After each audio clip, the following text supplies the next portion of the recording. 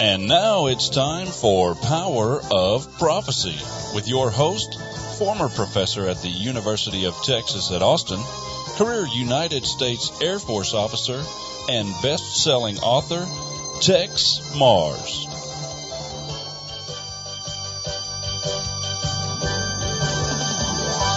Hello, friends. This is Texe MARRS. Welcome to another edition of Power of Prophecy. Well, today we're going to be looking at a subject that just gives me a lot of pain, a lot of discomfort, I guess, to use a nice word. But it's something that we all need to look at, we need to understand, and we need to dwell on in our mind. You know, the Bible tells us to look at things that are pure and good. And of course, that's true. We need to look at things as well as we can, rosy, happy, be contented in our lives. I think with Jesus Christ, a person is naturally that way. And yet, the Apostle Paul said, but we are not ignorant of the devices of the devil. We're not ignorant of the devices of the devil. And of course, Paul and even Jesus warned us many times of false prophets, of people who come as angels of light, but are in fact Luciferians and devils. And this world belongs to them, not us. So Christians need to understand. The Apostle John said, we know that we are of God, and the whole world lieth in wickedness. Now there are two parts to that statement. And how many days have I dwelled over that statement and thought about what John said? We know that we are of God. You can know if Jesus is in your heart. You can fake it, of course. You can pretend. You can be a false Christian. You can be a devil worshiper, even pretend you're a Christian. But John wasn't talking about those kinds of fakers and hoaxes. He was talking about true Christians. We know that we're of God. You can know. And there's an and there. He combines that with something else. And the whole world lieth in wickedness. So when we look on the world, we can see the monstrosity that the devil, Satan, has turned this world into. And we can't deny that fact. And we can't, we cannot escape it. You know, when Satan took Jesus into the desert, he took him to a very high place, and he looked out and he could see the whole world. I suppose that was in his imagination, but the devil says, see all these things, all these great kingdoms and cities, bow down and worship me, and they'll all be yours. I'll give you a kingdom right now. It'll all be yours. Well, you know, Jesus knew right away they were the devil's to give. You don't lie to the Son of God at a time like that. See, Satan had rebelled many years before. He had rebelled, and 1/3 of the angels of heaven went with Satan, and they were cast down. They were defeated by God and cast down. And so they have but a short time. And so he meets the Son of God, and he's desperate to try to deceive him. And he says, look at all these things. He was basically saying, I have it within my power to give you these things. I had a good friend who was an evangelist. And I'm not going to tell you all of what he told me, but he came to a situation in his life where the devil actually came to him in a vision while he was driving his car. And it seemed like just time stood still. He was driving down the road. He didn't even know he was driving. And the devil said to him, if you do this thing for me, if you will preach this sermon for me and go that direction, I will make you a very famous man. I will give you great riches. And I asked the evangelist, I said, was the devil lying to you? He said, oh, no. He was telling the truth. I said, what did you do? He said, well, here I am. I knew I could not do what the devil wanted, or I would be lost. So I said, "Get thee behind me, Satan," just like Jesus did. I did not want to be lost for all eternity. I knew I had my chance right then. And I wondered, he said, how many other evangelists, how many other pastors of huge mega churches have faced the same decision? How many have come upon Satan at one time in their life and he said, "Follow me and I will give you all these things"? And they did it. They went with Satan. Well, today we're going to talk about the worst murderers and revolutionaries on earth in the last 2,000 years. 2 millennia. Maybe we'll go over 2 millennia, 15 or 16 years. I wanted to make a list for you. I felt you deserved it. That was the title of this talk today. The worst murderers and revolutionaries of the last 2,000 years. And I said, well, I've got to have a list of these men. And I started writing down their names and doing research on them. And, well, pretty soon my research just got huge and page after page. That's why I can't talk about all these. I've only got 50 minutes or so. I can't talk about all these men. I'll have to just pick the worst ones. So, the worst of the worst. So I scratched out this name, that name, that name, that. I got that. Still too big. And then I realized John was right. We lie in wickedness. And Paul echoed John when he said that Satan is God. That's a small g, by the way. God is God of this world. Satan is God of this world. These people that I'm going to tell you about today, this is my opinion. They may not be the worst. There are others that are just as evil. But I'm going to tell you about some of these, and I'm going to try to figure out in my own mind what motivated these men to do such horror. Now, we know about people like John Wayne Gacy, killed, 33 young boys, homosexual. Or we know about Jeffrey Dahmer, who killed young boys and men and literally ate part of their bodies, kept their heads in his refrigerator. But I don't want to talk about those people. Those people are maniacs. They are psychopaths. But all these people are psychopaths. Now listen, I want to tell you something about a psychopath. A psychopath is not like you and I. Now, there are many flavors of human beings. Some are good, some are bad, some are indifferent. But a psychopath is, let me just say it, he is or she is not a human being. They're a different species than we are.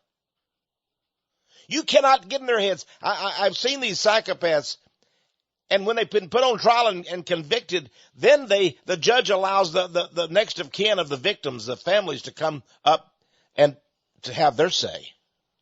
And usually the family says something like this. The family member, let's say the mother or the daughter of somebody who was killed by the psychopath or raped and killed or whatever, will say, "I just want to know why you did it. I want to know why you killed my brother, or my mother, my sister, or whatever. I want to know why you did it." That's a dumb question. Oh, I know it's a heart-rending question. I know it means a lot to that person, but the psychopath doesn't answer it. I've never heard a psychopath answer it. Go back to all your trials. You'll find the psychopath just stands there impassively. No emotion. Let me tell you something, my friends. The psychopath is getting his kicks. The psychopath is enjoying listening to you moan and groan and cry and whine over your lost one. He's reliving in his mind what he did and enjoying it. Why did he do it? He did it because he could do it. He's a monster. He's a species. We owned a little cat here in the ministry. We love that cat. Now we got another cat. That cat died of old age, I suppose. We got another cat now.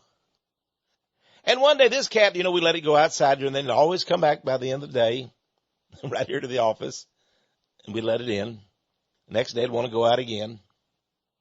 It'd go out and play, and it would catch mice and crickets and kill all of them, and birds. That cat would catch those birds. And one day this beautiful bird was caught by the cat, And somebody said, oh, the cat's just a killer. Why does a cat do that? Why does a cat want to kill the bird? Not only does he want to kill the bird, he wants to torture it, torment it. Well, that's a cat's temperament. That's what a cat does. The bigger cats, of course, the lions and the tigers, the leopards, you don't want to be around those creatures. But he's such a loving cat. He's so friendly to me. Yes, he is. But don't think for a moment he's not a killer. I love cats, by the way. It's hard to choose between dogs and cats. I think I like dogs a little better, but yeah, cats are really nice too. I'm not against cats. Don't get me wrong. But they follow their natural instincts. And these mass murderers do too. That's why they do it. Now, a psychopath has no empathy. You know what empathy is? It means you feel sorry for somebody. You can feel their pain. You understand the suffering they're going through. And you just feel like it's you being tormented and tortured. And you don't want that to happen to any human being, because you can imagine it happening to you. And you have such empathy, such sympathy for the poor creature that's being tormented. But not the psychopath. I understand when you feel that way, because you're a human being. And if you're a Christian human being, God puts it in your heart to be soft, to be compassionate. Sometimes Christians just they don't seem to get upset about anything. I get angry at them. Come on, get upset. Come on, let's wake up. Get angry at sin. Get angry at the devil, people. Come on. And they're just sort of soft-hearted. I think God made many of us that way. I get in my mail here so many soft hearts. I know people are sick. They're sick and tired of what's going on in this country, and they won't change, and they write to me, but still, they're compassionate. I know you are, and I get your letters, and I'm very sympathetic to you, and I know you are toward me too. And that's the way we are as Christians. But listen, these people have no feelings whatsoever. And when they deceive people, they love that. They enjoy that.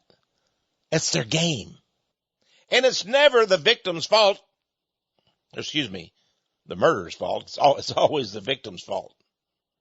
Now, let me give you some of the idea of the kind of people that I chose for the worst murderers and revolutionaries of the last 2,000 years. Lenin, Trotsky, of course, Marx was their teacher. We'll cover Marx too. The French Revolution, around the end of the 1700s or early 1800s. Robespierre was one of the men there. There's, of course, the Jesuits in Loyola. He wasn't as bad, of course, as Torquemada. Who's Torquemada? Well, he was the Inquisition head. He was the guy who put Christians on the rack, tortured them. Most of them died from the torture, of course. He killed a lot of witches, of course. He claimed they were witches. Then, of course, there was Mao Zedong, trying to bring in a lot of modern-day people. Mao Zedong of Red China. There was Pol Pot. He was a Cambodian. He admired Mao Zedong and wanted to follow in his footsteps. And so he went about to kill and kill and kill. I don't have a name, but there were the torturers at Nuremberg. Remember the trial at Nuremberg, Justice at Nuremberg, that movie? Well, it didn't tell you the truth. Most of the people who testified, who confessed, did so under extreme torture. See, you just saw when they came up and gave their testimony or whatever, or they had these long statements they had signed, you didn't know that they had horrible things done to them. And, of course, being tortured, they willingly signed their death warrant, didn't they? But who were the torturers? It was Americans, Russians, British, almost all Jews. There was Bernard Baruch. He was a New York rich man, many millions of dollars. He developed a plan called the Morgenthau Plan for Germany.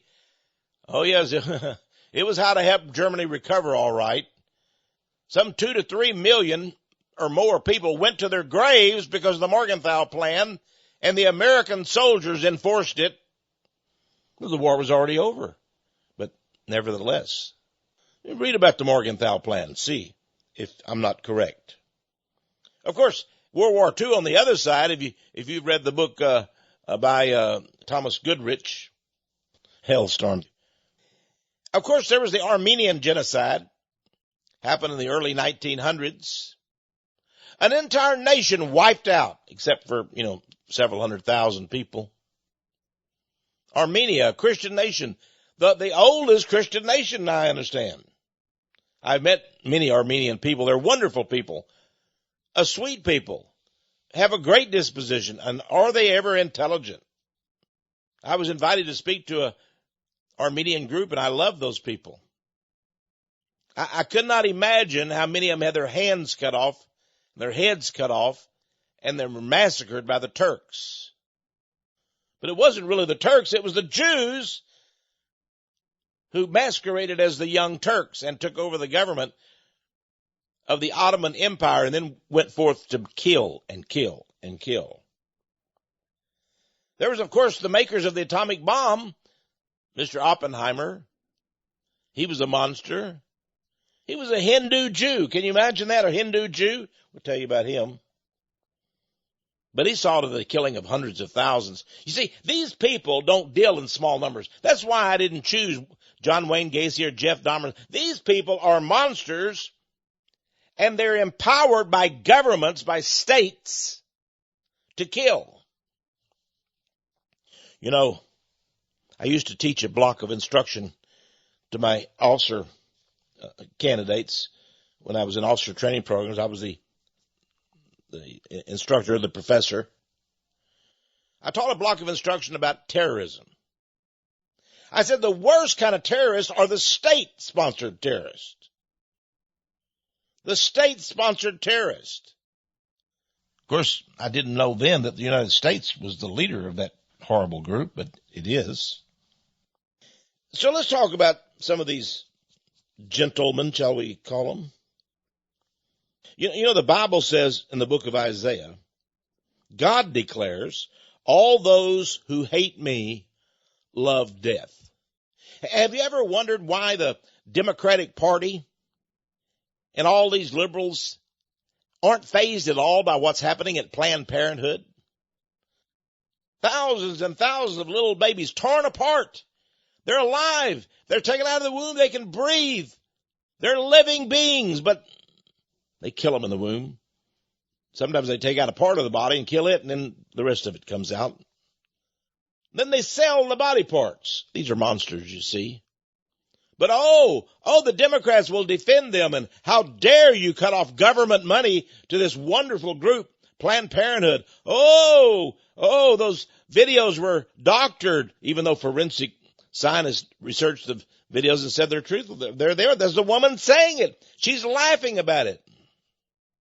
One of the doctors was laughing about it, and in the video she says, after I take out the brain, I love to take out the little hearts. It's so cute. Huh? I love to cut out the heart of the little baby. It's so cute to have a little beating heart in my hand, I suppose is what she meant. How ghoulish, how monstrous is that statement? It's so cute to take a little baby's tiny heart and rip it out of its chest. My goodness. And yet, our Congress has just approved $540 million to go to Planned Parenthood, and they will kill more little babies and take more little baby parts, and they'll be laughing about it. The Christians didn't get what they wanted, did they? We're going to keep killing these babies. I saw a column by a woman, a national column in the New York Times and other newspapers, a liberal writer, and she said she doesn't know what's wrong with Christians. We should be joyful at abortion. It's a wonderful procedure. Wow. I have a book here in my library by a witch from France. She says in witchcraft, abortion is a religious ritual. We celebrate. as we abort. Wow. They have no morals. They have no compunction against murder. They celebrate. Can you imagine? No, you can't imagine. No, don't tell me that you can get in their minds. Don't tell me you can figure out the anatomy of the brain of the psychopath, of these monsters in the liberal Democrat Party. Don't even tell me you can you can't imagine how evil and wicked they are. You can't. During the French Revolution, the last dictator in power, they went over a number during that revolution, was Robespierre. Now, they had around 25 million Frenchmen. That was the population of France. But they said, we have too many people. We need to thin the population. And they planned to kill a good percent of the population. Now, what they would do is they would go to a town or a village that was Christian, and most of the people were Christians, and they would say, we've been sent here by the government to help you. We want to protect those of you who are Christians. So you're required to come down to the city square, and we're going to have some tables there, and you must register as Christians. That's the only way we can protect you. We need to know who the Christians are. And so all the Christians would go and register. And what they were doing was signing their death warrant, because they were immediately arrested, taken out, and murdered. How did they murder these Christians? They would take 20 or 30 at a time, put them in a boat, tie their hands and their feet, put them in a boat, and send them out into the river, the Seine River. And there these poor Christians were, their hands tied, their feet tied, all sitting cramped in this boat. They were pushed out into the water, into the deep water. And what would happen next? Well, the murderers would shoot the boat. That was their great joy. Not killing the people, but seeing them suffer as the boat had holes in it and slowly began to get to take on water and began to sink. The Christians would realize we're going to drown. We have no way out. And they loved to hear the screaming and the hollering and the crying. They loved it. Of course, there were other great murderers too. I mean, I can't even tell you about the horrible things they did. Rip out fingernails, tear out people's, gouge their eyes out. Horrible things. Mainly to Christians, because Voltaire said, let's crush the wretch. He meant Jesus, of course. Let us crush the wretch. And so millions died. But they were going to do this all over Europe. They had just begun when, of course, Napoleon came along and established his kingdom, his empire. What happened to Robespierre, the monster? What happened to him? The last dictator during the French Revolution, before Napoleon, what happened to him? Well, he died too, you see. His head was chopped off. Many of their heads were chopped off. And remember the Queen, Antoinette, Marie Antoinette? They said, oh, she's a terrible person. She said, when she was told of the starving peasants, she said, let them eat cake. She never said that. Read your history books. She was a kind and generous young lady, and she was only 21 years of age. 21 years of age. By the way, her last words have been recorded in history. As she was taken up to the gallows on the steps, and the hangman with his noose was there waiting for her, and he brought her hand up and pulled her up toward the guillotine. She accidentally stepped on his foot. Her last words were, pardon me, I did not mean it. Oh, she was a cruel woman, wasn't she? And when her head was chopped off and went into the basket, the people roared their approval. That's what the people do, you see. When Christians, when good people are murdered, the people roar their approval. When Jesus was sent to the cross, the people were happy. And when Jesus wasn't going to be sent to the cross, they were very upset about it. They said, give us Barabbas.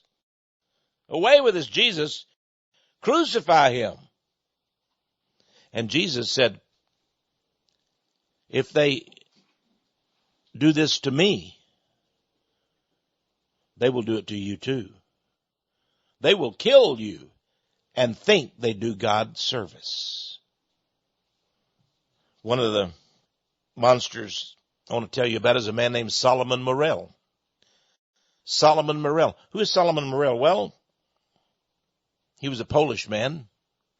Jonathan Sack, a Jew, wrote a book about Solomon Morell and others. The book is entitled An Eye for an Eye. We offered it in the ministry, and unfortunately it's out of print now, and I can understand why. Jonathan Sack died, and they put his book out of print because the Jews don't want you to know what happened. After World War II, concentration camps continued to function. But now they were putting the Germans in it. You think they're putting the concentration camp guards in there? No. They're putting men, women, children, old men, little babies. Solomon Morell was commandant of one of the concentration camps after the end of World War II in 1945 to 1948 in Poland. One witness said he took a baby out of the arms of a crying German woman. Her only crime was she was a German, and they took her house from her, and they brought her to this concentration camp. And Solomon Morell met all of the Germans as they came there. He met them. And he said, I'm Solomon Morell. I'm your commandant. You have come here to die. That's what he told them. You have come here to die. And he took this little baby's both legs, and he grabbed them inside his hands, and he slung the baby. And the baby's head was smashed against a wooden door. And of course, blood flew everywhere. The baby was dead. And Solomon Morell laughed. He was a monster. He was a murderer and a revolutionary. He was a Jew and a communist. By the way, Solomon Morell is still alive today. He's still alive today. You see, in Poland, after the Soviet Union fell, Solomon Morell felt maybe he was going to be tried for all those crimes he had done. So he fled to Israel. Now, Israel has hidden all of these people. Yeah, he lives there in Israel, in Tel Aviv, Solomon Morell, the monster. And Israel protects him. They protect all of the monsters that operated all of the concentration camps after World War II. Oh, you didn't know about that, did you? The concentration camps that operated after World War II. The Americans were in charge of many of them. Eisenhower hated the Germans. And up to 3 million Germans died as a result of Eisenhower, but particularly because of the Morgenthau Plan. The plan that we had for Germany, implemented by Bernard Baruch, by Morgenthau, who was Secretary of the Treasury under Harry Truman. Okay, we're going to take a break now. When we come back, we're going to look at some other mass murderers. Oppenheimer of the atomic bomb, Lenin, Trotsky. But first, we're going to look at Karl Marx, a man that loved the poor. Oh, yes, he did. We'll tell you about the poetry of Karl Marx when we return. I'm Texe MARRS. You're listening to Power of Prophecy.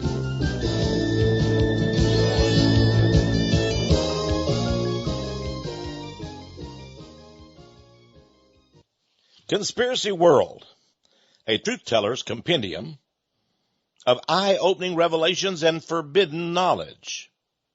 You know, I wrote Conspiracy World several years ago, and I was just reading it again the last couple of days, and I thought, how perceptive that I was. God gave me all this information. many years of research, many dozens of articles about the Illuminati, the global conspiracy, and these mass murderers. It starts off in page 1 with an article entitled Revolution of Blood. And there's a picture of Vladimir Lenin sitting in a hospital bed. And look at his eyes. They're the eyes of a maniac. They said that during his last days he lost his mind. His nurse would wheel him out in his wheelchair to the balcony, and he would look out into the valleys below, and he would howl like a wolf. Oh! That was the destiny. That's how Lenin ended his life. You see, the doctors say he was ravaged by syphilis, a sexual disease. And that strange look in his eyes is because his brain had rotted out. I believe that was 1923. That was only 6 years after the Communist Revolution. And he turned over the whole empire, of course, to a worse madman than he, if that were possible, Joseph Stalin. By the way, Lenin's mausoleum, you know where they put his body? Where Russians even go today to worship Lenin.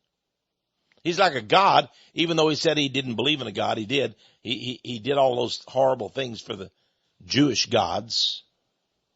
Did you notice I said gods? That's right. There are multiple gods in Judaism.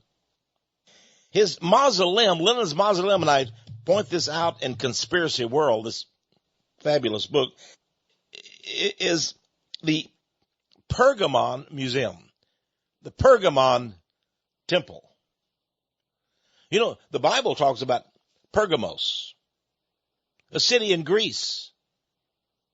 And it's interesting that in the book of Revelation, it talks about Pergamos as being the seat where Satan dwells, the seat of Satan. Wow. Did you know that Satan has a throne on earth? And at that time, it was in Pergamos in Greece. It was a Babylonian temple. I have a picture of it in a new book I'm going to be coming out with in about 3 more months entitled Dark Citadel. Right now, though, I want you to know that on page 17 of Conspiracy World, I tell you that in Russia, they built a model, a replica of the Babylonian temple in Pergamos, the seat where Satan dwells. And there, they have, I guess it's a pickled or petrified body of Lenin. They keep it in a big glass contraption, a glass coffin. And as you go by, you can see there's Lenin. He looks as good as he did when he was freshly alive. They say every so often they take the body out, empty all of that gunk, put new material. I don't know what it is. Some say they studied the ancient Egyptian, King Tut and all the others, and their bodies were kept so well, and they were given all these spices and things. By the way, this same mausoleum, this Babylonian temple, that was still exists in ruins today in Pergamos in Greece. Somebody told me recently that they had gone to North Vietnam to visit. And the taxi driver said, he went to Ho Chi Minh City, I believe it was, the capital. And the taxi driver said, "Sir, would you like me to take you to Ho Chi Minh?" That's the leader during the Vietnam War years. Ho Chi Minh's mausoleum. Remember now, Ho Chi Minh was a communist. And so the American said, "Yeah, I'd like to go see his mausoleum." He thought he would see, like in China, they have the big buildings, that look so ornate and all with all of their, But when they got there, it was a Babylonian mausoleum. It was the temple of Pergamon. And there it was, right in the capital of Vietnam. And Ho Chi Minh's body is housed there. the communist. It seems to me the communist Jews who founded communism knew what they were doing, don't you think, friends? I mean, the temple of Pergamon, where God said that's the seat of Satan, is now the mausoleum, the final resting place for Lenin and for Ho Chi Minh. Oh, there's more, though. My goodness gracious. I went to Washington, D.C., and there I visited the house of the temple, exactly 13 blocks from the White House. And I was told the house of the temple is built just like the temple in Pergamos. I went in and they showed me the sanctuary. And behind the black granite altar were huge golden serpents on the wall. What is this? I thought. And then they said the wonderful thing about the house of the temple of International Freemasonry right here in Washington, D.C., is that it is the final resting place, the mausoleum for our great sovereign Grand Commander, Albert Pike. They have his body there at the house, in the mausoleum. Oh my. Those Masons know what they're doing, don't they? Now, remember I said that Isaiah says, all those who hate me love death. And the Freemason Voltaire in France in 1798 during the French Revolution said, our real object is to crush the wretch. That's their real object. You know, pornography is a big thing in America today, pornography. The Jews seem to control it all and run it all and have all of these horrible films and snuff films and television websites and so forth. And one of the worst people is a Jew who, just a horrible Jew who did a lot of these things and produced a lot of these movies. And they said, why did you get involved in pornography? He said, let me tell you one reason only. Because I hate Christianity. And the more of these dirty movies I did, the more I believed that I was just digging into Christianity. He did it. He produces pornography out of a hatred for Christianity. Who would have thought such a thing? Of course, the devil is a fickle master.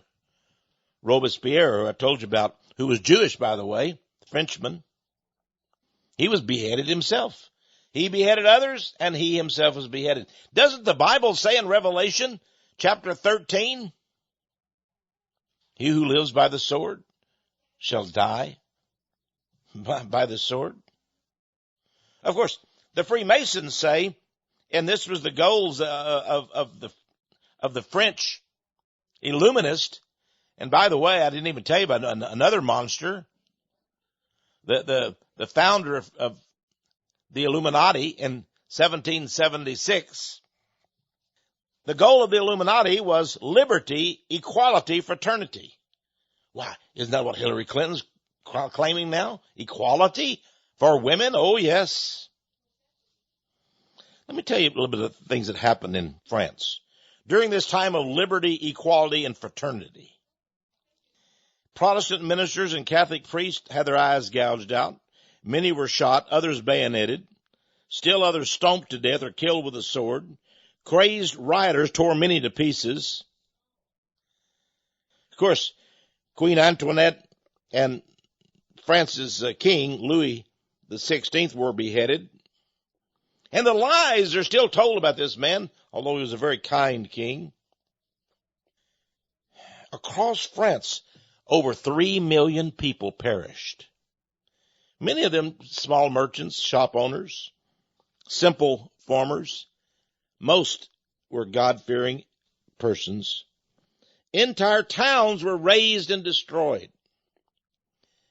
And the Illuminists went in every church and defaced it and did horrible things to the church. They did their acts of urine and the other act of nature. They broke all the windows inside, especially the beautiful stained glass windows. And they ripped all of the curtains up, and they would even have a sex act. They would take one of the women and rip her clothes off, and they would gang rape her on top of the altar. They destroyed the pews, and they would rip the cross off the wall and urinate on it. Oh, yes, indeed. Voltaire was right. Our real object is to crush the rich. And you know, Gorbachev said in Russia, the French Revolution is our pattern. The French Revolution is our pattern. And indeed, in 1917, they did this in Russia. Lenin was in charge, Trotsky was his deputy, and somewhere down the line was Stalin, who became the big honcho after Lenin died, just 6 years later. But Lenin was indeed a monster. In the book Under the Sign of the Scorpion, written by Jerry Lena, the author used freshly unearthed historical archives from Russia to explain the Red Terror, because that's what took Russia, the Red Terror. Now, Lenin's own wife, Nadezhda Krupskaya, she wrote a book called Memoirs in 1932 that told all about it. She said Lenin would, for his enjoyment, for his personal time, when he wanted to be by himself, he would row a little boat. There was a little island in the Yenisei River where many rabbits had migrated. They called it the Rabbit Island, Rabbit, R-A-B-B-I-T. And Lenin would row this boat over there. For his own sick pleasure, the cruel Lenin would club rabbits to death. He would chase all over that island, clubbing rabbits to death. They said he would club so many rabbits to death with the butt of his rifle. He didn't even shoot them. He wanted to club them. He wanted to hear the thud of the rifle butt. But one time, so many rabbits were in the boat that the boat actually sank. It was so full of dead rabbits. Lenin, they said, was drunk. That's what his wife said. He became drunk with glee at the awful sight. Can you imagine getting drunk on seeing dead creatures, dead animals? To help in the killing, Lenin mobilized 1,400,000 Jews, all the Jews. And he brought many Jews from all over the world. Many United States Jews went there too to build the great new republic, the Union of Soviet Socialist Republics. Many of them went to work for the Cheka secret police. One of the things he ordered the Cheka to do is execute weapons owners. Remember that, folks. You don't care much for the Second Amendment? Well, you will care for it. Execute the weapon owners. By the way, one other category of person was to be killed too. Anyone who wore a school cap. You see, they had little school uniforms, all the students in Russia. They had little caps on. You could identify all the students. That was only for a few days, though, because Lenin said, go out and look for the students wearing the caps and murder them, kill them. They said that one of Lenin's assistants loaded his wagon up with caps of students that he had murdered. And he drove his wagon, pulled his wagon up to the Kremlin, and he got out and said, Comrade Lenin, look at all the students I have killed for you. And Lenin laughed and cackled. The tongues of churchmen were cut off, hands were sawn off, heads were drilled with dental tools. And those nearby were forced to eat their brains. Eat the brains of the dead. Then they too were executed. Whole families were arrested and killed. Mothers were brutally raped and killed. Children and fathers watching. The Volga and other rivers ran red with blood. And you know what Lenin did? He sent out a letter, and it was to all of the red Jews in the country, and it said, put more force into the terror. The Russian Jewish newspaper on August 24th, 1922, said Lenin had asked Russia's chief rabbis if they were satisfied with the particularly cruel executions meted out to Christian clergy and Christian followers. Are you satisfied with this? He said, rabbis. And then, just a year later in 1923, with syphilis ravaging his mind, an ailing Vladimir Lenin sat out on his balcony and howled at the full moon like a wolf. Boy. Now, Stalin saw that millions were purged, many millions more, taken from their homes. He needed slave labor to build canals and subways. And so Stalin, of course, operated the KGB and all of its chambers of horror. They said there's one building in Moscow that people pass there today, lower their head in shame when they walk by. They said in the basement of that building, and it was a huge building, they said it was so full of blood. It was past the soles of the soldiers' shoes. They brought people in there, and people would cry out, please, please let me talk to Comrade Stalin. He'll understand I'm not guilty. One prison guard said, it's not a matter of your being guilty. You're here. You're going to die. But I've done nothing wrong. But we have to have our quota, he said. They had a quota. The next morning they had to report to their commissar bosses how many they'd killed. If they didn't kill enough, they would die. It doesn't matter whether you're guilty or not. We have to kill you. We have a quota. Pol Pot in Cambodia was a communist, the Khmer Rouge, the red communist. And Pol Pot told all of his bloody soldiers, the peasant soldiers, he said, kill everyone with an education. They said, everyone? Yes. Go through all the records and find everyone who graduated from a middle school, the American equivalent of a middle school, the 8th grade, 9th grade, and kill them. I won't know college graduates alive. I won't know one who's finished a high school alive. And so they went forth. At first, they cried out, is there anyone here that has a high school diploma? And many of them thought, yes, they're going to use me. I'm going to be given a job. I'm going to be given a position maybe. And they would raise their hands. Yes, I graduated from a high school. They said, come and get in the truck. They thought they were going to be taken away somewhere and be used. Oh, yeah, the truck was taken away. And the 20 or 30 people in the back of the truck, they were taken away outside the city about 10 miles to a field, and there they were all shot. Until they ran out of bullets, and then they used to use the butt of the rifles. Some would say, why am I being killed? Why? And the Cambodian soldiers had a phrase they used, the company told us to do it. The company. You're going to die because the company said so. Wow. What went through Pol Pot's mind? How could he have killed? They say that Cambodia had some 4.5 million people and 2.5 million died. What went through his mind? Well, in Armenia, the beginning of the 20th century, that nation also had about 4.5 million people, they said. And up to 1.5 million were murdered. Well, one day the Turks just came in and they'd been friends, and many Armenians were in the government, and they had a small little country there that bordered. On one side was Russia, on the other side was Turkey. And they never got into war with anybody. They're very friendly, but the Turkish soldiers came in one time and said, our leaders have told us you must all leave. Well, where will we go? They said. We have a place for you in Syria. You're going to march there.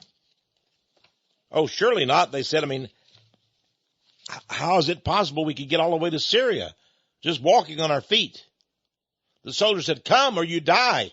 And they took many and killed them right away. And of course, all the people left. And they said, leave your things here. Take no clothes. Take no jewelry. Take nothing with you. No food, nothing. And some men said that's hundreds of miles over very rugged land Some places almost don't even have a road. How can we possibly make it? Our grandfather, he's 70, 80 years old. My grandmother, how can they possibly make it? You die. And they were killed right then. And so they all got on the road. Hundreds of thousands, stragglers. Now, along the way, they were killed. Most of them were killed as they traveled. You see, the Turkish soldiers were not interested at all in them getting there. What motivated the Turkish soldiers? Their hatred for the Christians. See, most of them were Muslims, but their leaders were Jews. They call them the Young Turks. Read about the Young Turks that took over Turkey. They were actually Jews from Salonika in Greece. The British consul was notified of these horrors that were going on, and he was ordered by his government to check out and investigate. And he took some of his countrymen with him, and they went down to the road where all of these people were straggling down, and he looked and he saw a sight that he had never beheld in his life. Along the road where all of these people were going down the road, struggling to make one more step, he saw human bodies, one after another, dead, killed by the soldiers. And then he saw something and he said, what is that? It's a hand. There's thousands of hands. They actually had their hands cut off and they bled to death. Think about that. At the wrist, the Turkish soldiers were so cruel they would cut off the hands of the Armenians, men, women, children. And they would try to take their clothes off and wrap their limbs so that they wouldn't bleed, but naturally they bled to death. That was the method of dying. He said, I saw so many hands that if laid side by side on a road, the road could have been over 1,000 miles in length. I saw these hands, human hands. Now, let's talk about Manhattan, the Manhattan Project, completed, of course, down in Alamogordo, New Mexico. A Jew was put in charge of that, a Jewish scientist named Oppenheimer.